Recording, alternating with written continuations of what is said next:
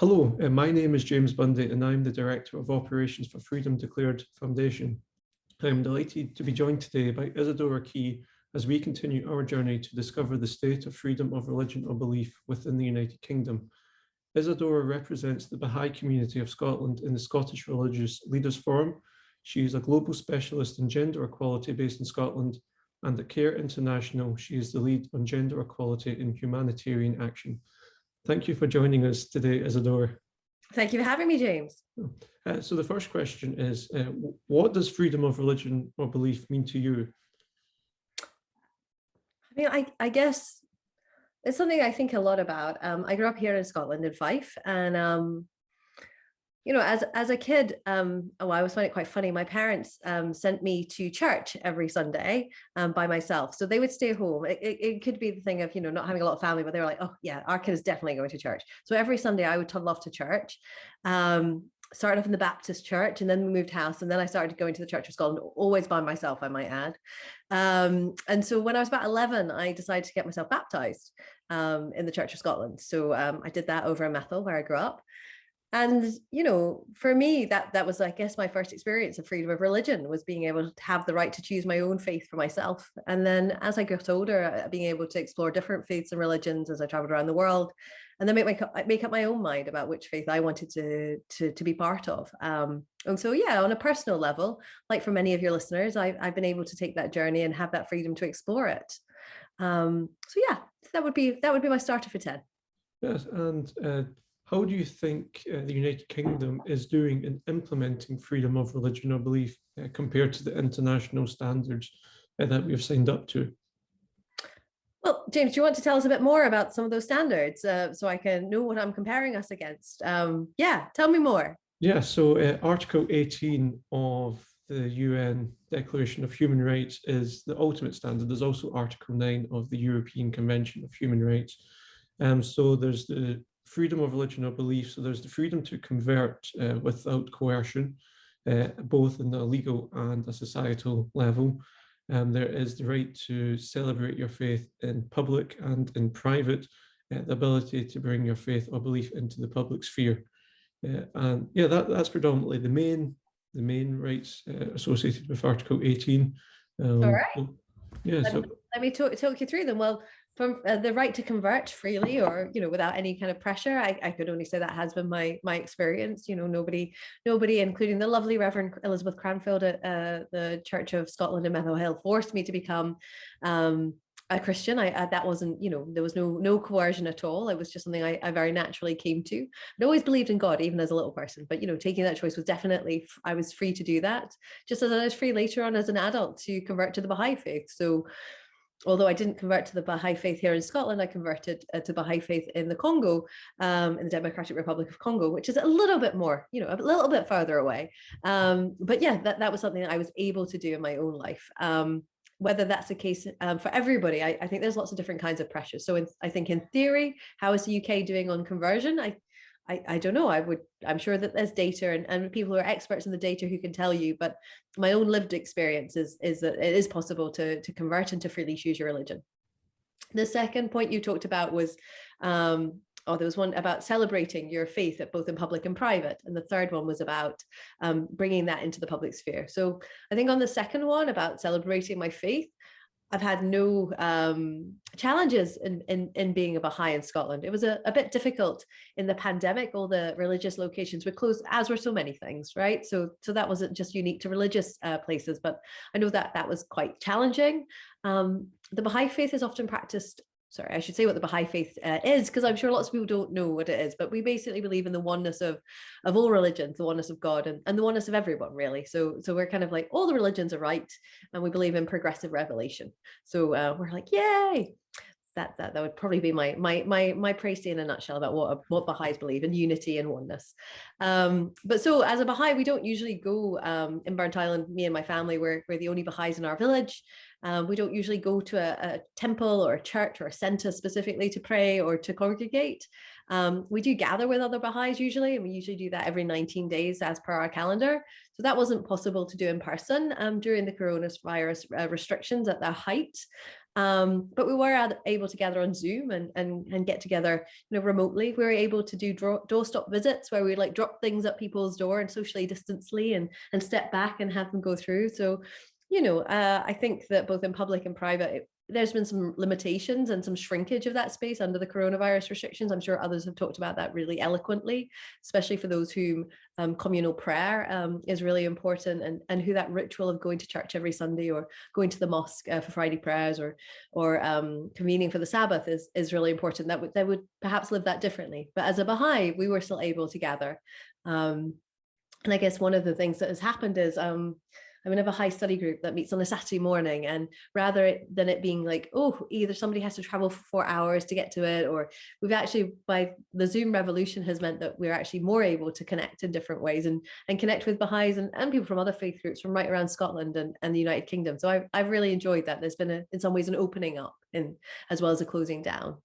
For those who have access to the internet and those kind of materials. And then on the third one of bringing faith into public life, I can't speak for the United Kingdom. I don't really do a lot of work at the United Kingdom level, but I do a lot of work in the Scotland level. And I guess one of the opportunities that states have, and thinking about the nation state of Scotland, is to create a space where religious groups can come together and contribute to communal life. And yeah, that definitely feels like something the government here is committed to. We have regular meetings with the First Minister and different members of cabinet at Scottish level. We're consulted about things that are of concern and interest to religious leaders. So I do feel that we're able to actively participate in the public space in that way. On balance, against those three criteria of conversion, freedom to convert without pressure, freedom to practice your faith in public and in private, and ability to bring it into the public sphere, I think in Scotland we're doing okay. Yeah, that's encouraging, particularly the engagement between faith groups and government in Scotland. Having that dialogue is, it's very important to ensure that faith groups feel incorporated within society. I know with some of the interviews that we've already conducted with Bishop John Keenan, for example, he was saying that there might be a lack of understanding within government about religion, and that was why places of worship were closed in the second lockdown, whilst other places weren't necessarily closed, unlike the first lockdown where most things were closed. So that's interesting to hear your perspective and saying that no, the government is actually engaging and proactively engaging with faith groups. So that is encouraging to hear. Doesn't mean they always do things we like, right? I think that's one of the great things about a plurality of government and perspectives. You're not always going to get your way, but at least the spaces for dialogue exist at many different levels, and that's something to be encouraged. And I know from my own work that we have specific spaces where we can engage at the highest levels. But does that mean we always get exactly what we want across a diversity of religious groups? No, of course not. That would be very nice, but maybe a touch unlikely. Yes, and it's part of living in a secular democracy where religion isn't the only thing that the government has to consider. It's just that it'd be nice if they do consider it, and it's good to hear that they are engaging, as you've already explained.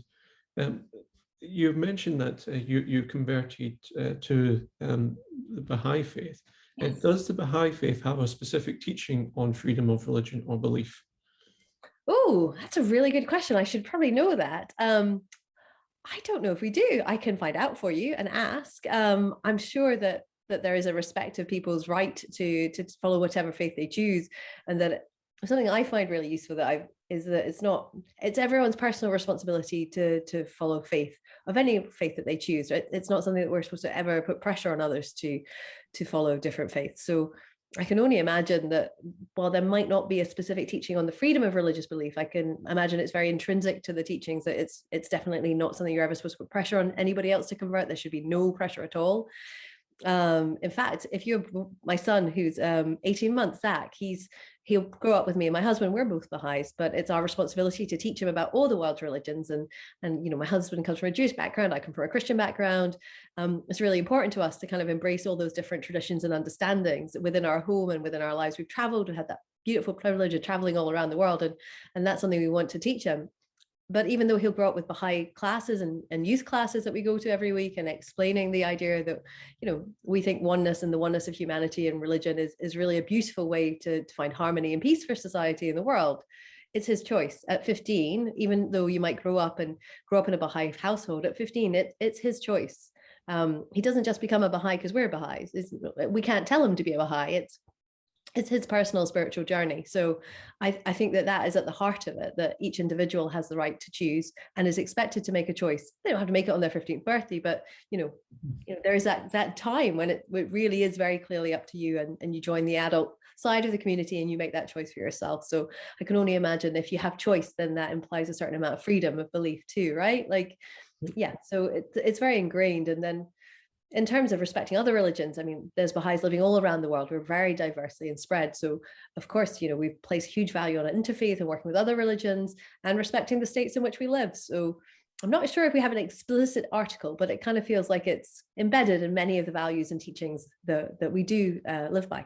Yes, one word that you used there that grabbed my attention was responsibility. Yeah. And because we do talk about freedom of religion or belief, but as we know that freedom comes with responsibility, do you think when we do talk about freedom of religion or belief, there is enough emphasis on the responsibility that goes along with it? I really love that you picked up on this. And my background is in political science and gender equality. And I don't know if you've ever read any of the writings of Simone Weil, so she's a political theorist, really fascinating life, a Jewish woman from France who was strongly attracted to Catholicism, but never felt she could convert. She had her own issues around that. But she wrote really, really powerfully about, she was actually opposed to the Universal Declaration of Human Rights. So she was definitely not somebody who would shy away from a political or a controversial position, because she felt, and I don't always agree with Simone Weil, but I always enjoy reading her writing because she's so provocative and very mystical and spiritual as well. But she argues really strongly for a universal declaration of responsibilities and duties.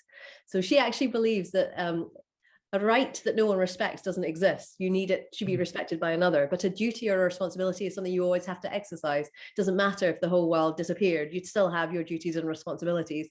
And for her, because there was something more powerful almost in a duty and responsibility than there is a freedom from or a freedom to.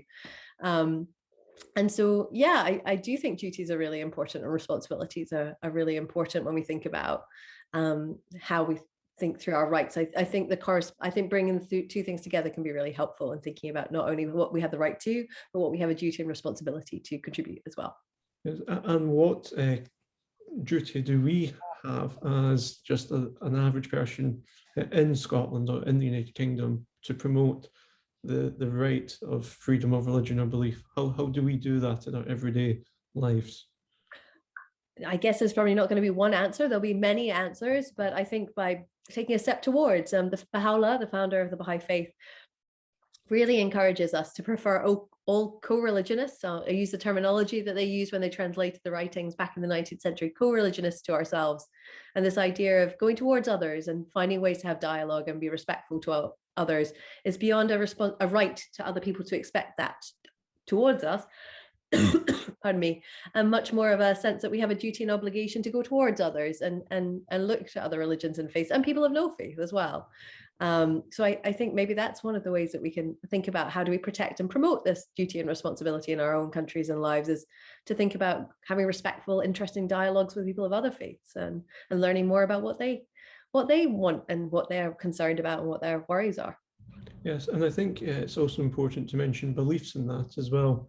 That people with no faith, it's important to dialogue with them as well to maximize the understanding that we have when talking about freedom of religion or belief. Your first answer about the state of freedom of religion or belief within the United Kingdom sounded very positive. You felt that we're doing a good job. Is there any place where you think there's an area for improvement? Well, firstly, there's always areas for improvement. Do I have the secret to what could be improved on this? I don't think I do. I don't think I know the answer. The things that come to my mind are, I think we could have perhaps in the public discourse and in the dialogues we have, like trying to think about the positive role of religion a bit more might be helpful. It's often categorized in some people's minds as being a source of conflict or war or division amongst people. And I think the most powerful thing that faith can do is actually bring us all together within our diversity, right? Unity and diversity, we talk about in the Baha'i faith. Like, you don't all have to think like me or look like me or feel the way I do, but if we come together and we are unified in our discussions or our purpose at a particular time, I think that can be really, really engender positive communities and good dialogue in society and at all levels. So yeah, if one area that I think perhaps could do with some support is kind of emphasizing also the positive role that religion can play in public life and public spaces. So yeah, maybe that's something that doesn't come out very strongly. We often focus on the fractious nature and don't tell the unifying, harmonizing story too. Yes, that's one thing that Freedom Declared is trying to do, to promote the positive role that religion or belief can play in the public sphere, and bringing something to the table in the political debate which isn't represented if faith has no place in public dialogue. Yeah, it's really interesting in France, where they have, I went to school in France, and they have this real belief in laicity or in secularism. And it's often misinterpreted to be the absence of, whereas I actually think it's different from that. It's like it's respecting all the different kinds of things that could be there, including religion rather than excluding religion. And maybe that's something we can do here in Scotland and in the rest of the United Kingdom. Yes, a deeper understanding of secularism and not the exclusion, but including of all. Yeah. So yes, in freedom of religion or belief, there's been a growing trend, emergence of the conversation about gender equality. And does freedom of religion or belief undermine that? With your experience in the field of gender equality, do you have any opinions on that? Yeah. So most of my work on gender equality takes place in other countries. So I work specifically in humanitarian action, so places like Afghanistan, Tonga, Sudan, Congo, right around the world, but often not here. And so my experiences would be more drawing directly from those places. But in my experience, for example, in Afghanistan, but also in the Congo, in fact, everywhere, including the Pacific Islands, everywhere I've worked, I've actually found faith and gender equality to actually be really helpful things to bring together. Actually, it's not seen in that kind of like oppositional way that you described here in the United Kingdom. And that's not to say it doesn't feel that way, the debate here, but in other countries, it's definitely a way of bringing things together. So what I have found is that when I work with colleagues in Afghanistan or anywhere in the world, my ability or anyone's ability to step into their shoes, to understand more about their faith, their tradition, their culture is a unifying force. And when you don't understand anything about the role of religion in their society, and has a huge role in most countries right around the world, religious belief is actually growing rather than decreasing, which is how it feels often in Europe. But elsewhere, it's definitely a very alive force and very much part of people's lives. So being able to discuss gender equality in terms that are inclusive of their religious views, that can quote from the religious texts that are important to them, can be really important, and a really important way of taking a step towards people and understanding where they're coming from. Extracting and pretending that religion doesn't exist in those countries and contexts, actually, I think it would impede your ability to understand and empathize and understand what's going on. So in the work that I do, where it's often trying to understand what's happening in other countries, or working with people from very different countries to my own, I think faith is really helpful for understanding gender equality. So yeah, that's my direct experience. I usually find it a strength rather than a weakness, although I have, colleagues and friends who come from all different kinds of religious beliefs and none, who work really effectively. But I found it's usually really helpful for trying to understand where people are coming from and what might be important. And also where, if you want change to happen, and one of the central principles of the Baha'i faith is the equality of women and men, right? That Abdu'l-Baha came to Scotland and talked actually to a presentation for suffragists, suffragettes, and anti-suffragettes almost 109 years ago in Edinburgh. It's an important part of the Baha'i faith equality. So I feel like I'm on solid ground when I'm talking about it, and when I feel like faith and religion can have a lot to offer for the debates about gender equality. I've sat in global spaces where it doesn't feel that way, where it feels like everybody is like shouting at each other and not trying to find a middle path. But yeah, I think when I ground myself in my own faith and see what we can do there, bringing people together who have different opinions, we can make a lot of change and good happen. Oh, that's fascinating, and yeah, it's good to hear that you think gender equality and FORB can complement each other. So yeah, that's great to hear. The final question that I have for you is that you when saying how to improve freedom of religion or belief in the United Kingdom, it was about dialogue and seeking to understand those of different beliefs than yourself. What's the best way, in your opinion, to promote interfaith work? Ah, cups of tea and lots of cake, maybe. Um, yeah, I think that as a younger person who's engaged in these spaces, I mean, I think that there's a huge amount of wisdom and sharing. I mean, I really enjoy going to these spaces. It's often people a bit older than me who are in them, and I just learned so much, and it's such a privilege to be there and to learn from them and to share with them. And I will say the cake and tea is usually amazing. So they have excellent refreshments. So yeah, I do think that there's lots of interfaith things happening all over Scotland. I'm sure all over the United Kingdom, and they're, you know, it's very enjoyable to go and talk about these matters and to have you know, lovely conversations about deep matters that matter to you with people who all have all different kinds of faiths, and to practice that skill of having dialogues about them. I think we can become reluctant to talk about these issues because we think it's going to somehow be offensive or political or somehow impolite. But the more you practice having interfaith conversations and going towards and taking that step towards people of other religions, the easier it gets, and you know, the more enjoyable it gets too. Yes, no, I agree with that. Tea and cakes is always a good way to bring people together. But yeah, there's also, yeah, when you're speaking to people from different faiths and beliefs, there's always that fear of offending them. And you're not going to cause offense, but you've got that fear that the lack of understanding or lack of knowledge or how to say things in the correct way will offend people. And I think it's, yeah, coming together in the spirit of learning that interfaith work, that's when it flourishes.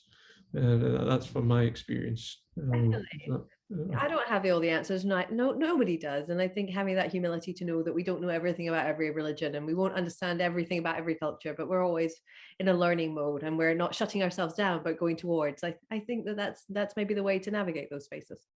Yes, no, I agree, and I think that's a good note to end this conversation. But thank you, Isadora, for taking the time to discuss freedom of religion or belief within the United Kingdom with me today. And I hope that those who are watching have enjoyed it. Please do let us know your thoughts on the comment section. And to keep up to date with these interviews as more are released, please do subscribe to the YouTube channel, follow us on Twitter, and like us on Facebook. But yes, to finish, thank you again, Isadora. And yes, hopefully we can continue this dialogue in Scotland. Thank you very much, James. And thank you everyone for listening.